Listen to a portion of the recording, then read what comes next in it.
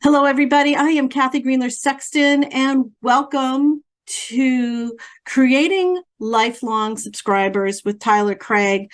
Tyler is the Chief Revenue Officer of Blustream, and he focuses every single day on how to retain customers and wants to share with us today lessons that he knows and has learned with his vast number of customers and how to retain customers, and is going to give us 5 strategies and case studies to help us learn strategies we can implement in our own businesses. So I am super excited, Tyler, for you to be here today, and welcome.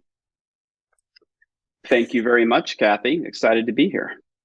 Before we kick things off with Tyler, I would like just to point out that Subscription Insider, we have our next webinar. And if you have any issues with failed payments, this next webinar in 2 weeks on November 8th will be a great session for you. We'll be talking strategies to make sure you can recover the most payments you possibly can in your subscription business. So with that, Tyler, I'm going to let you introduce yourself, Blustream, in more in-depth. I'm going to hand the microphone over to you. Thank you, Kathy. I appreciate that. That next session sounds like a good one to recover the monies that we're all owed as we head into the holiday season, and we have lots of expenses. So that'll be a good one. Absolutely. All right, let's move forward here. So let's get past that one. So thank you again. Welcome, everybody. I'm really excited to be here today. I know I speak for myself and all of my colleagues at Blustream when we thank you for taking a chunk out of your time, your valuable busy day to join us. So we're going to dig in here in a minute, but first a few moments to introduce myself a bit further. Kathy already mentioned, but I'm Tyler Craig. I'm the Chief Revenue Officer at Blustream. I spent the last 15 plus years now in software, both ends of the spectrum, tiny 10-person startups to companies in the Fortune 100. And what I love about software and what I love about what we're doing at Blustream with software is technology's ability to create value, to make our lives both personally at home and professionally in our jobs easier and more efficient. So really passionate about that.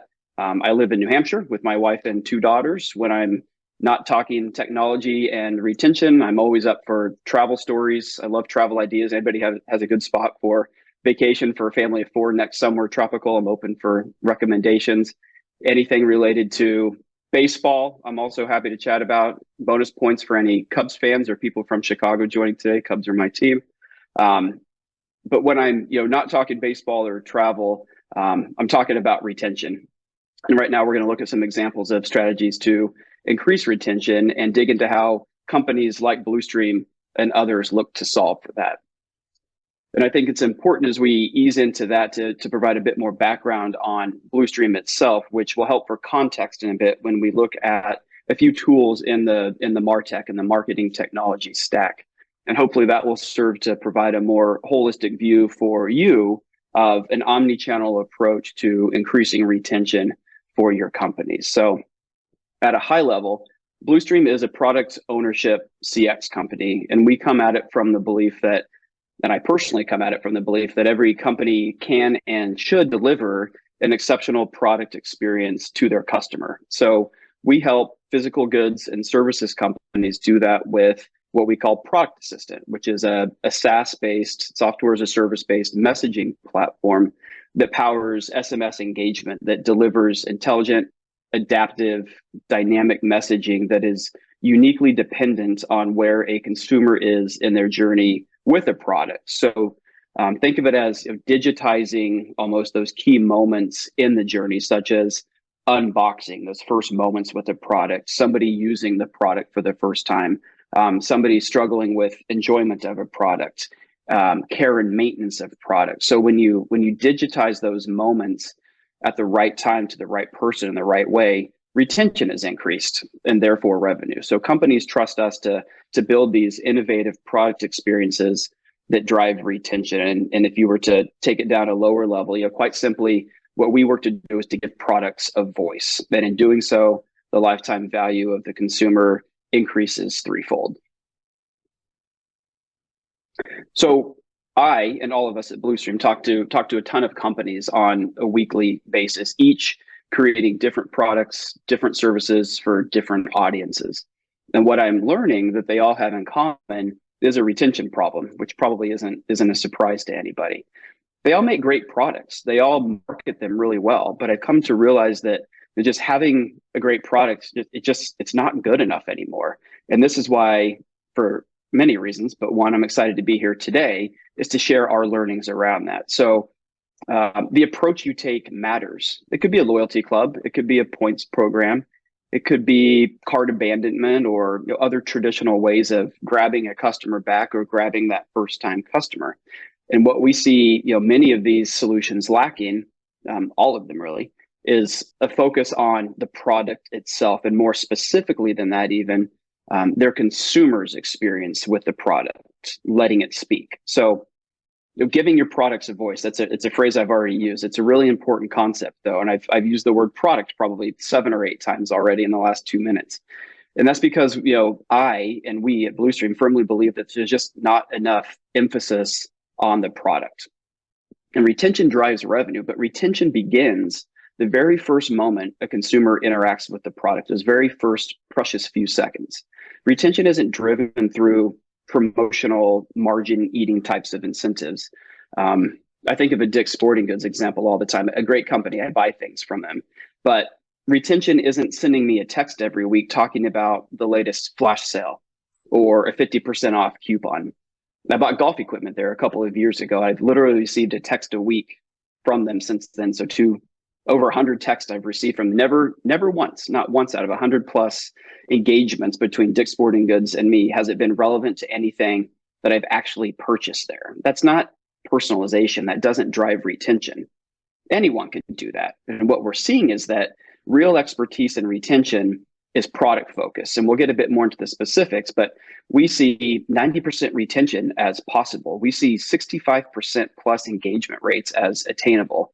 We see a double of revenue happening and an overall 3x increase in the lifetime value of your consumer. So these types of outcomes are very possible with a product-centric approach to retention. So as we progress through this discussion here today, I'd like to invite you all to think about what tripling the lifetime value of your customers would mean. What would 90% retention mean for both you personally in your roles and for your company as a whole? We believe that retention is the new acquisition. I've been very active. Anybody that follows me on LinkedIn, probably annoyingly active about this, as with retention as the new acquisition. Our customers are coming to us. These conversations are happening because what they're seeing, and we're confident you see that too, it's never been more expensive to get a new customer. CAC, your customer acquisition cost, has risen over 200% in the last 5 years alone. And you'll see different stats out there, but it's generally accepted that it's 10 times less expensive to retain an existing customer relative to acquiring a new one. That's probably not news to anybody. So you can't afford churn. Increasing your retention by even just 5% can have a game-changing impact on revenue, at least a 25% up to 95% impact on revenue by simply increasing retention by 5%. And this can be done by creating a true lifetime connection to the customer through the product. And from that, increased revenue and a consumer that's 3 times more valuable. My leaky boat. So this is an image that we've had several marketing people try to take out of what is in my head and put it on paper. But this is what I think about on a daily basis. Churn, the inverse of retention, is to me a series of massive holes in the boat. So many companies that we talk to are 100% focused, not 95, but 100% focused on new customer acquisition. And that doesn't leave any time for the far less expensive solution, which is plugging the holes in the boat. And 28% is considered a good second purchase rate. But I look at that and wonder how a 72% failure rate is acceptable. So instead of loading more and more people across the plank to this boat that has massive holes in it, take care of the ones that are already there. Ensure their success. And in the subscription space, we see that the typical company has lost over half of its customers within the first 6 months. And many of the companies that I've spoken with see even worse, down into the 60, 70% churn rates within those first 6 months. So I can't help it but instantly equate that to revenue. And if you look at a 1,000 consumer cohort, maybe your new October subscribers, if you had 1,000 new October subscribers and they spend $50 a month with you, that's a 6-figure problem just for 1 month's worth of new customers. So retaining customers, I firmly believe, is the single best path to survival and growth for companies.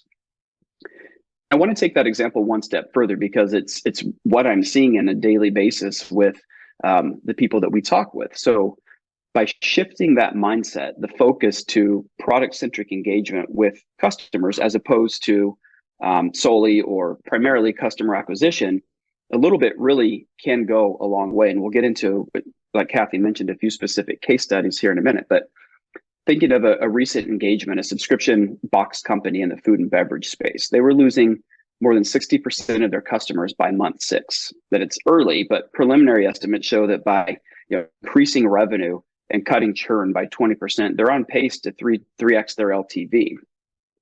So extrapolating that to that 1,000 customer cohort example from a minute ago, you see that typical retention of a company down to the right, 1,000 consumers going to fewer than 500. Again, that white space above, or I guess lime green in this case, actually that lime green space, that's the unrealized revenue potential. So with increased retention, you not only have that revenue lift, but the lift of being able to cross-sell, upsell to people who are still there that didn't used to be. And again, it doesn't take much. That 5% lift in retention has at least a 25% impact on your revenue. And providing a personalized, dynamic experience based around the product is what does that. So I've now spent a bit of time hammering the problem, hammering it hard. A problem that we all know exists, or we wouldn't all be sitting here today. So let's move to the fun part, how to solve it with a deeper dive into more specifics on strategies and their outcomes. So sticking in the food and beverage subscription space, churn is notoriously high in this lane, specifically in the first 2 to 3 months of a consumer's experience. So to hear companies talk about it, it's because a surplus of product builds in the freezer or in the fridge, and that leads to pauses and cancellations and subscriptions, something we've probably all personally done. I know that I have. But that doesn't get to the root cause. Consumers need help. They need purchase affirmation, especially in those first few moments or in those first few interactions. And if you don't help consumers use your products, they will pile up, they will cancel, or they will pause, shrinking that lifetime value. So help them become super users by digitizing the instructions for unboxing and care. From there, very interactive and personalized engagement designed to elicit the exact right kind of questions and answers at exactly the right time will have a huge impact. And in the case of Smoothie Box that you see here, 70% engagement rates during the first couple of weeks of a new customer. This is a huge leading indicator of retention. And I think anybody that's been in the marketing space, 70% engagement is leaps and bounds above anything that exists anywhere that I'm aware of. But instead of a semi-personalized email sequence 3 weeks after purchase, asking for a review whether they've used or enjoyed the product or not, they're interacting in real time to deliver this personalized engagement. So it's these little things that set the stage for a successful owner's journey. So here, let's jump in midstream between Smoothie Box and one of their customers. So it looks like, hey, Cassie, which smoothie did you decide to try first? None of them. The response comes in from the consumer, I didn't have any almond milk. They respond to that. We're here to help. You can easily blend 2 tablespoons of almond butter with a cup and a half of water to make almond milk at home, which that was a new one to me. I didn't know you could make your own almond milk, so I learned something from that. Excuse me. And then providing some additional smoothie base ideas. The response, awesome. Cassie's happy. Thanks. I'll have one for lunch. Back up 1 second. So you'll notice that none of these touch points are promotional by design. Be there with them in what I think of as the doorstep to delight period. It starts with digitizing that experience with the guidance and information the consumer needs. And SMS is a great communication medium for that because A text is 35 times more likely than an email to be read. 70% of text messages are read within 1 minute. So According Tyler, to sales, yeah. no, I just have a quick question for you. So this is very much different than onboarding, correct? Yes. And so if I were onboarding, could I use this? My question number one, can we use this tool to or approach for onboarding, or should we just really focus on that relationship with the product? What's your thinking on that? Yeah, for us, good question. For us, it all centers on the relationship with the product and what is needed by the consumer from the product at different stages of that product journey. So whether it's, here for Cassie in her first delivery, or whether it's 6 months down the line, that message needs to be different. It needs to be tailored. So we come at it from, and I personally come at it from, every product has its own unique voice, but the sequence in which you can communicate with a consumer around a product is relatively the same. We need help at the same certain moments. We would like some guidance at a certain moment. We would like some purchase affirmation at a certain moment. We'd like to be asked our opinion at a certain moment. We'd like additional content. So what we've really noticed is that whether it's a smoothie subscription, or whether it's a John Deere lawnmower from Home Depot, or whether it's supplements for your pets, the sequential nature of what consumers need from a product follows a pretty specific pattern. Did that answer your question? Yeah, sorry, I was on mute. My dog was barking. I apologize. So anyway, no, that's actually really good. And this other part that I was going to ask, which you just answered, was how this works with other types of businesses. John Deere is a great example. I was thinking of a wine club or even a magazine, if that you're mailing out. So that's really good information. Yeah, and a good point too. We look at it as products that there's a repeatable nature to the purchase. There's a frequency. Obviously, subscriptions fit squarely within that. There's a high churn, high retention issue, and where there's help or guidance needed. So something with an engine, you need some help and guidance for when it's time to winterize your lawnmower, or when it's time to sharpen your blades. So repeatable purchases where there's a churn issue and where there's some help or guidance needed. Those are really good fits for a more personalized engagement with the consumer. Let's move to another example. Let's move to the health and wellness space. Consumers are already very active with SMS, with text, and I've got some interesting data on the different generations and their engagement with SMS. So it might surprise people to know that baby boomers are actually the most engaged via text. That was something fun I learned recently. And they're far more active every generation than people realize. And they also want to get far more personal than many of us realize. And with, an average text is read in something like 8 seconds, and there's almost a 5 times higher response rate relative to email. It's a really prime opportunity to ask personal questions so that you can tailor their experience. And we think the consumer wants coupons, but what they really want is for you to know them, to really, really know them, not their, name and their cell phone number and what they purchased, but why they purchased, what they're hoping to achieve, how their lifestyle impacts the product, how the product impacts their lifestyle. And this gives them the experience they desire. And the more zero party, we'll talk more on zero party data later on, but the more zero party data that you can collect, the more personalized the experiences can become with a product ownership fixation. And already the fastest growing companies are driving 40% of their revenue through personalization. And here you see TD Health is a company that makes products and aims to guide newly diabetic consumers. So we've gone from a smoothie subscription to newly diabetic consumers. Again, repeatable nature to these purchases. Consumer needs help, and there are churn issues if it's especially in a commoditized space. So they're seeing nearly 40% engagement rates on educational touch points and 67% response rates to personal health related questions. So if we were to jump in and look at what an engagement looks like between TD Health and their consumer, it would look something like, "Hi Jane, how old are you?" 74 years young, like her optimism. I aspire to be that when I'm 74. When were you diagnosed with diabetes? And again, these are very personal questions, but it's what consumers want, we found. She was diagnosed with diabetes 2 months ago. Is there anything you're currently finding challenging with your experience? Could be a question. Jane is interested in diet and how that impacts being newly diabetic. So she gets some assurances. You're not alone. We have some resources we think that you'll find helpful, and we'll send some information to her. So ask personal questions, because again, 2 in 3 consumers want that, and then use that in an automated and dynamic way to enhance their experience in those first few moments and far beyond.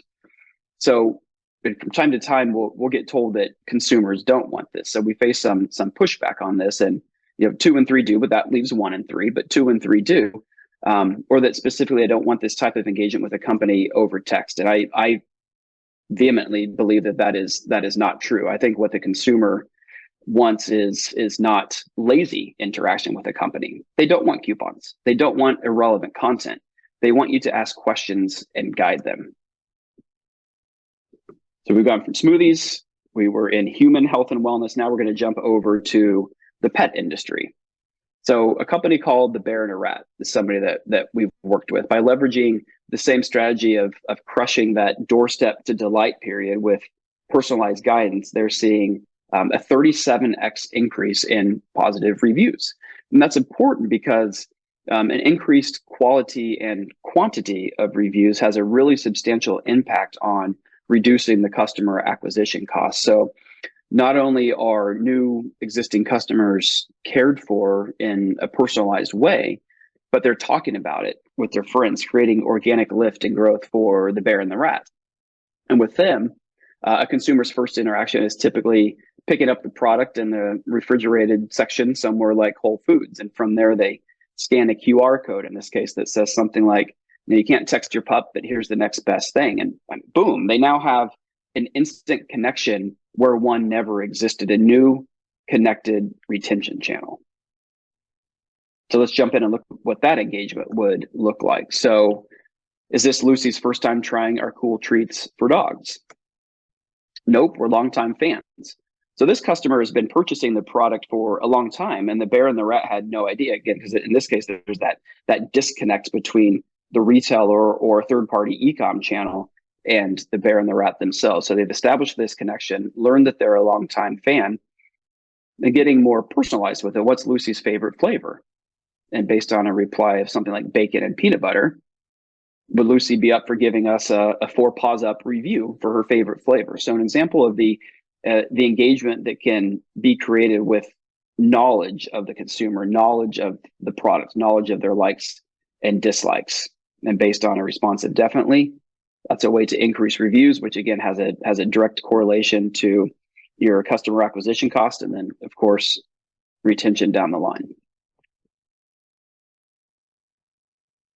And one final example, we will jump to the music industry. So this is specific to Ted Brown, which is a multi-location, multi-million-dollar instrument rental company in the Pacific Northwest.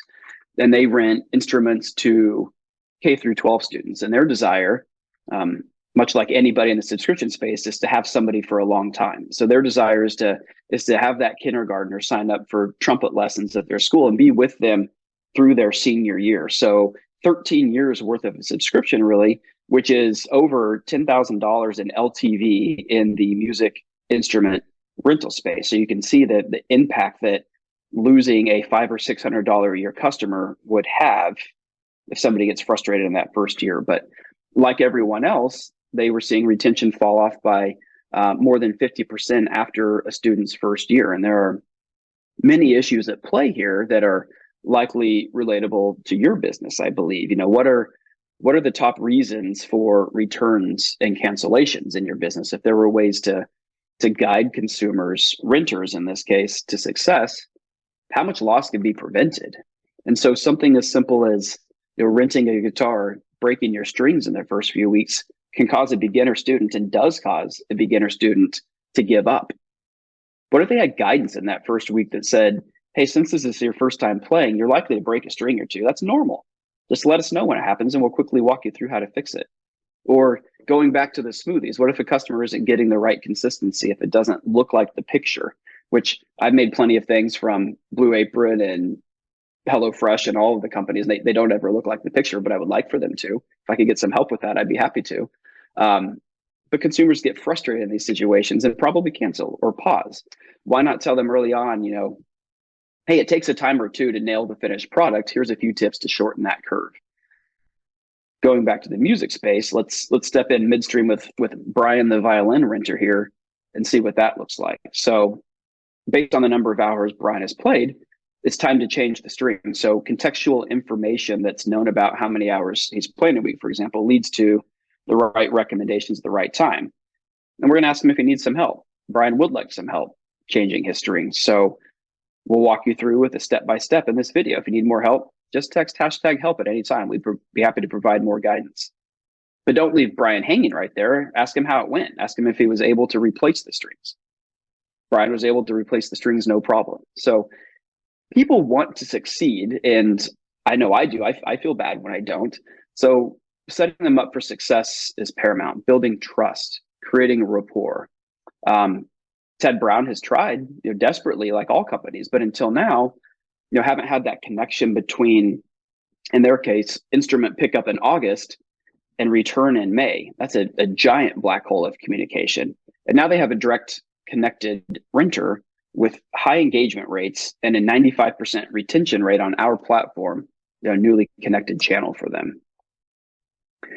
So there are a few examples there, and to kind of summarize them and zoom back out on them, by digitizing the unboxing, getting started experience, that was the smoothie box example, by asking personal questions, in the case of human health, that was TD Health, by increasing the quality and quantity of positive reviews through personalization, that was the bear and the rat, and by educating your customer about their product to make them successful, you're able to turn trial buyers into second purchasers. You're able to turn second purchasers into subscribers and champions for your business. But none of this is possible in a promotionally centric environment or without zero party data, which I promised that we would get a little bit more into here.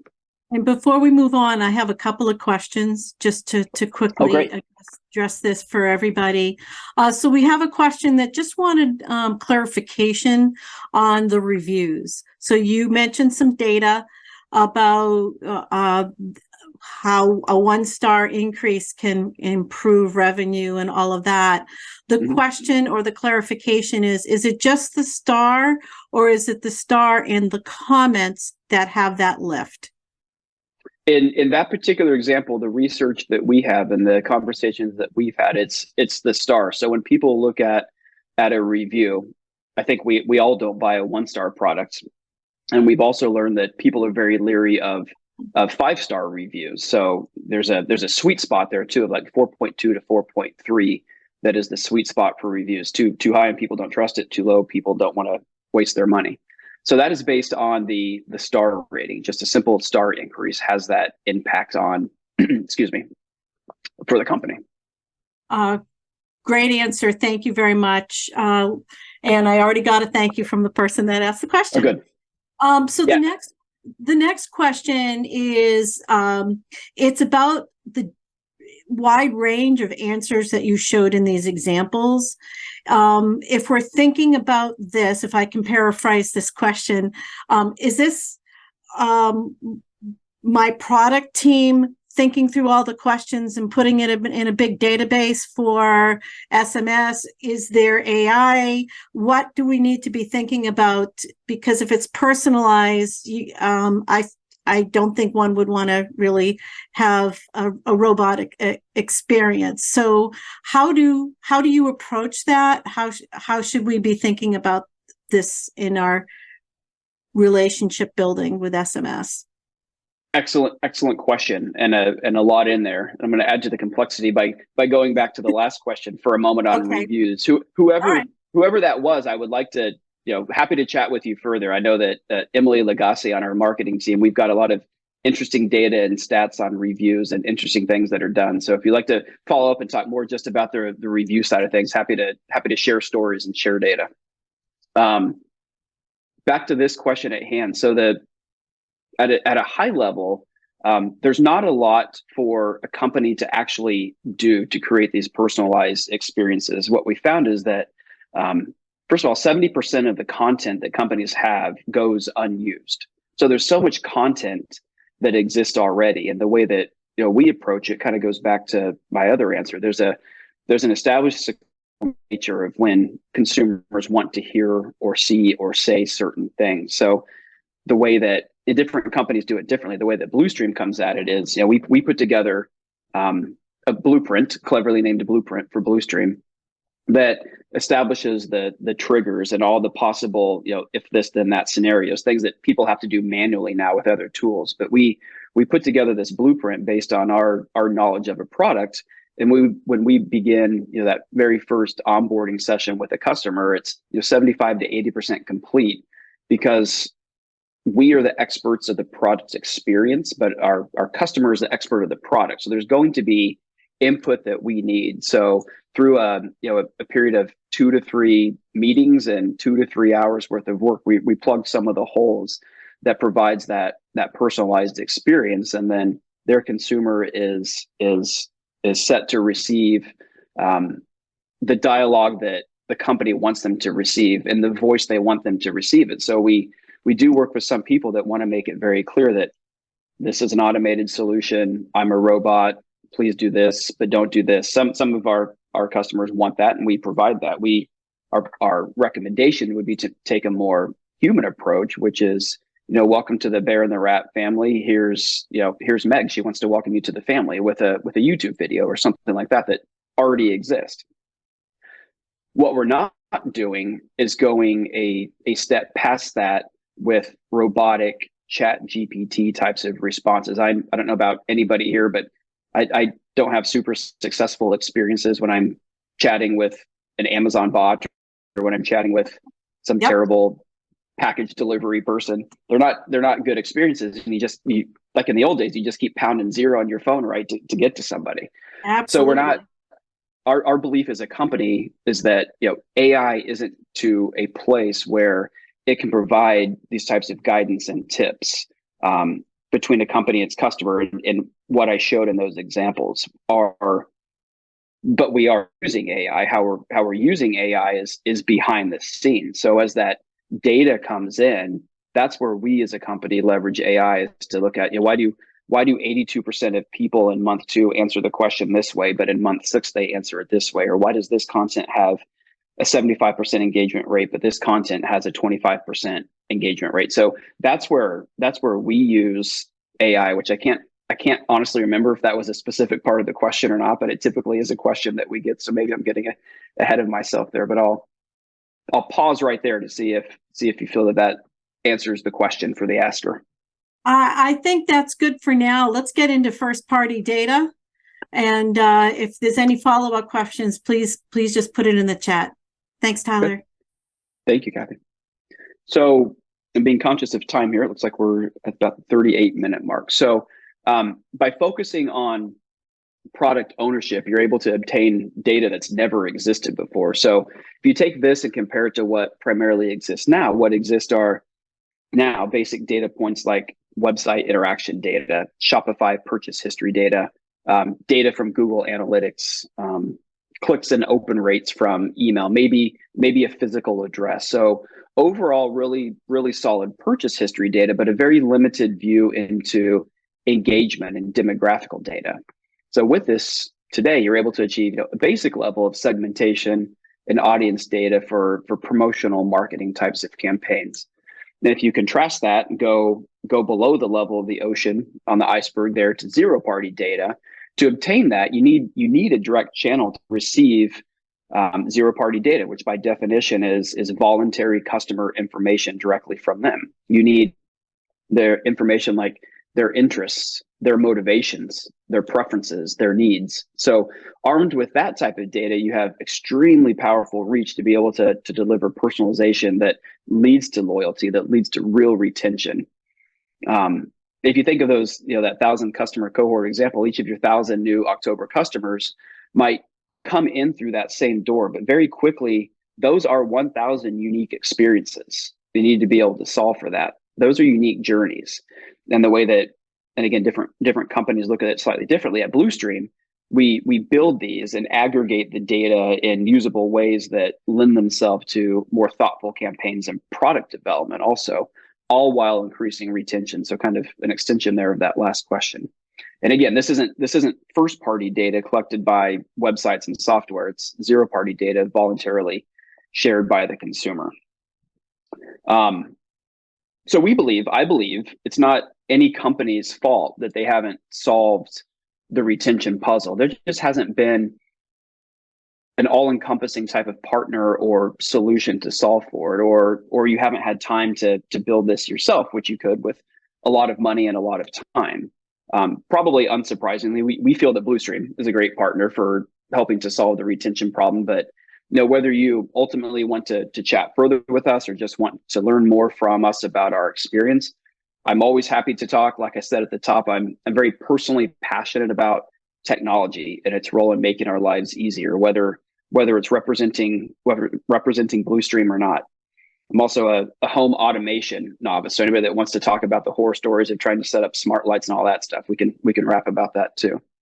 And I'm always looking to learn more. So even just sharing experiences around all things customer experience and retention is fun for me.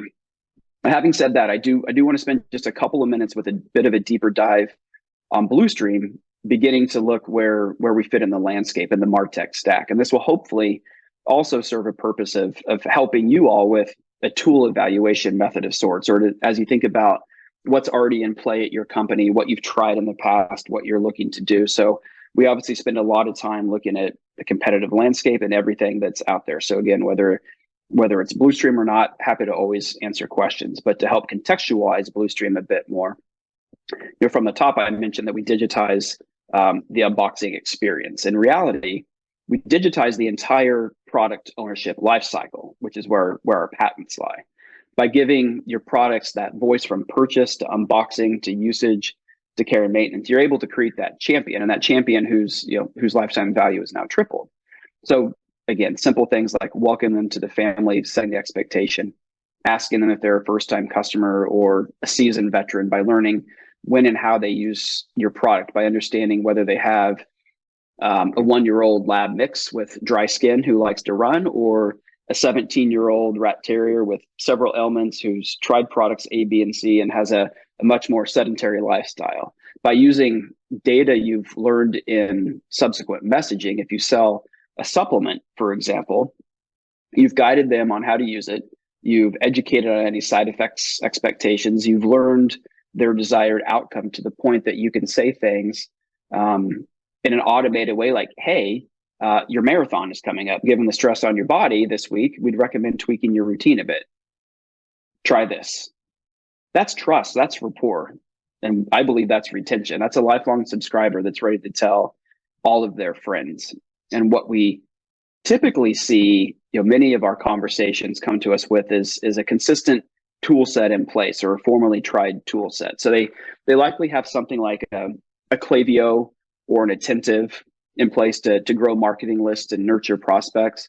They've likely even looked at their promotional SMS offerings, which those companies have. That pre-sale buyer's journey that's been perfected with discounts and promotions. So good companies, good tools. They also probably have a great shopping experience set up on Shopify, maybe with a recharge in place to manage those subscriptions. So this is a typical conversation that we have in the typical toolbox that people come with. They probably already have some sort of reactive customer support tool in place, like a Gorgeous or Freshdesk. So again, all great tools and supportive of all these companies. Klaviyo's in our backyard here in the Boston area and just went public a few weeks ago. Great for them. And they all serve their purpose. But what isn't solved for, in my opinion, or in Blustream's opinion, is for that owner's journey, the after-sale product ownership customer experience with the product placed at the center of that experience. So, the platform built to deliver exceptional and interactive product experiences to consumers, because, I believe every business in reality, we're not really making a sale. What we're creating is it's a product owner. And I look at that as, as the chief revenue officer of Blustream. I'm not looking to get a contract on a piece of paper and move on. I don't want to make a sale. I want to create a partner. I want to create a lifelong champion of my brand. And I believe in having that mindset from, you're not making a sale, you're creating a product owner. And there's different tools needed for that. Kathy, how are we doing on time? We're doing good. It's almost quarter of. So I know we just have a couple more slides to go. So let's go that and then go into to Q&A. And I do want to say, I love the point that you made of trust equals retention. That is so critical for everybody, and how you can create that trust, which then evolves into a brand champion. That's just so critical for LTV and revenue. Thank you for double underlining that. If you think about it, it's in all of our lives. There's nothing more important than trust. It's the same conversation I have with my 10-year-old and 6-year-old daughters. If you break trust, it's something that's very, very hard to get back. So whether it's business or personal, trust is so important. All right, a couple more here. So something we think about and talk about a lot are, and we've talked about some of them already, but the unique attributes of not only products, but their owners. And this creates a really unique data model. So products that consumers care about aren't always the products that you sell. Some companies sell products, dogs, cars. Some sell accessories, dog food, windshield wipers. What Blustream does is makes it really easy to organize data around the many products a consumer owns and all the products or accessories that companies sell. So different than a promotionally designed pre-sale buyer's journey tool. That's where those tools struggle, tracking when a consumer has 3 dogs, each a different breed, each with their own ailments, and a date when you last tried something new. So we've built a platform from the ground up that's designed to create a dialogue with consumers at key moments in the product life cycle. And leveraging that unique data model and using some real product usage data and some conversational AI techniques that we talked about, it creates a really immersive experience for the consumer. So each response to a question, each piece of data and each piece of data contact shares creates an even more engaging dialogue in the future as the system adapts, kind of like we talked about earlier with the answer to that good question. So if you contrast that with traditional segmenting, which is based only on a few types of data, you can really only get so far. It's the breadth and the depth of the data gathered that allows for the building of a really rich consumer profile beyond products, accessories, and usage. We gather information about lifestyle, behavior, environment, location, needs, and wants. So we'd advise looking at a platform that lets you trend product usage data over time to ensure that you're really sending the right message at the right time to each and every consumer. And so just to kind of wrap it up here, I believe that there is real power in a personalized product ownership experience, from a smoothie subscription driven by an incredible unboxing experience to a violin renter getting the help they need exactly when they need it, to a diabetic test strip made easier to use with very personalized questions and answers, to pet supplements, leveraging the power of one-to-many with positive reviews. Through personalized product ownership and the zero-party data that creates, we see that consumers are twice as likely to make a second purchase. When they do, they spend twice as much, and they do that twice as often.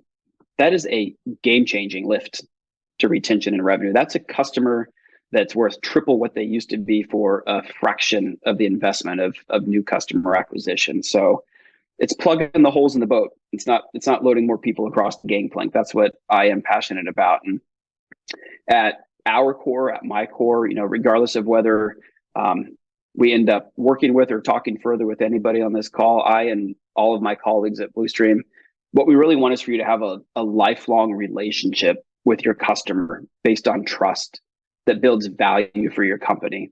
And we obviously love to talk further and share ideas about our experience and doing that through how we do it, which is a laser focus on retention through personalization.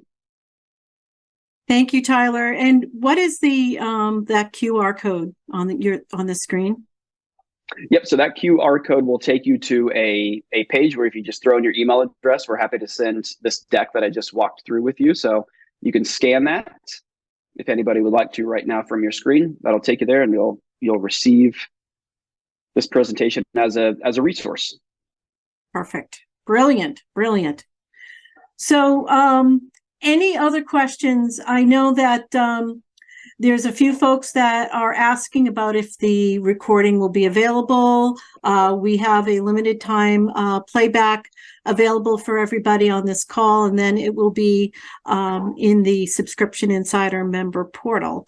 So you'll be able to do some continued learning and from that. And obviously, Tyler is available for any follow-up questions.